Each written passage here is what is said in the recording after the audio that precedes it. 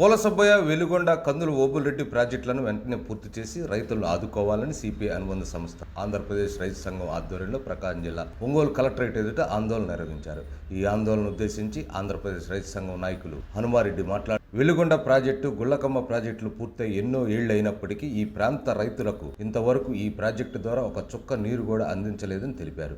వెంటనే ఈ ప్రాజెక్టుల ద్వారా సాగునీరు, తాగునీరు అందించాలని డిమాండ్ చేశారు. ఈ కార్యక్రమంలో జిల్లా ఉపాధ్యక్షులు వీరారెడ్డితో పాటు పలువురు పాల్గొన్నారు.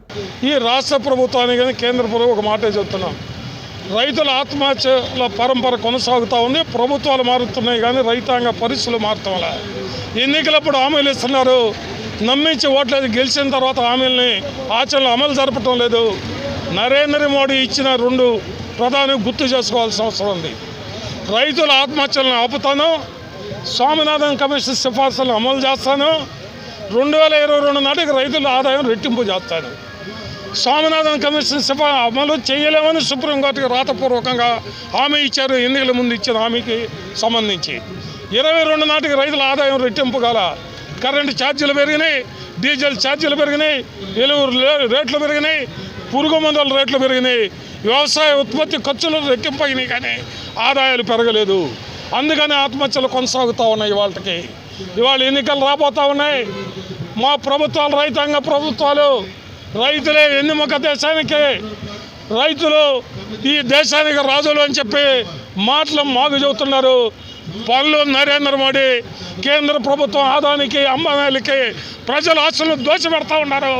ఈ మోసపూరిత మాటలు మానుకోండి, మీరు చెప్పిన హామీలను అమలు జరపండి. ఏదైతే ఇప్పటికే పూర్తయినటువంటి వెలుగొండ ప్రాజెక్టు ఈ నెలలోనే ప్రారంభిస్తామని చెప్తా ఉన్నారు. అయితే ఇప్పటికీ నిర్వాసితుల సమస్యలు పరిష్కారం చేయకుండా, వాళ్ళని గ్రామాలను ఖాళీ చేయకుండా ఏ విధంగా నువ్వు ప్రారంభోత్సవం చేస్తావని చెప్పేసి ముఖ్యమంత్రి జగన్మోహన్ రెడ్డి గారిని అడుగుతా ఉన్నాం. వెంటనే నిర్వాసితుల సమస్యలు పరిష్కరించాలి. అదేవిధంగా పూర్తి స్థాయిలో ఎన్నికల జిమ్మిక్కుగా కాకుండా పూర్తి స్థాయిలో నిర్మించి ఆ ప్రాజెక్టుని నీళ్లతో నింపి మాత్రమే నువ్వు శంకుస్థాపన ప్రారంభోత్సవం చేయాలని చెప్పి మేము రైతు సంఘంగా డిమాండ్ చేస్తా ఉన్నాం. అదేవిధంగా ఒంగోలు నగరానికి, అదేవిధంగా గుళ్లకమ్మ ఆయకట్టు ప్రాంతంలో 47 గ్రామాల ప్రజలకి తాగునీరు అందించేటువంటి లక్ష్యంతో నిర్మించినటువంటి గుళ్లకమ్మ జలాశయాన్ని ఇప్పటికీ అతీగతి లేనటువంటి పరిస్థితి. అంటే పోయిన ఆగస్టుకే దాదాపు సంవత్సరం అయిందంటే ఇప్పటికీ దాదాపుగా 15 నెలల పైన అయితే 3వ నెంబర్ గేటు కొట్టుకుపోయి ఇరిగేషన్ శాఖ మంత్రి గారు నెల రోజుల్లో బిగిస్తామని చెప్పారు.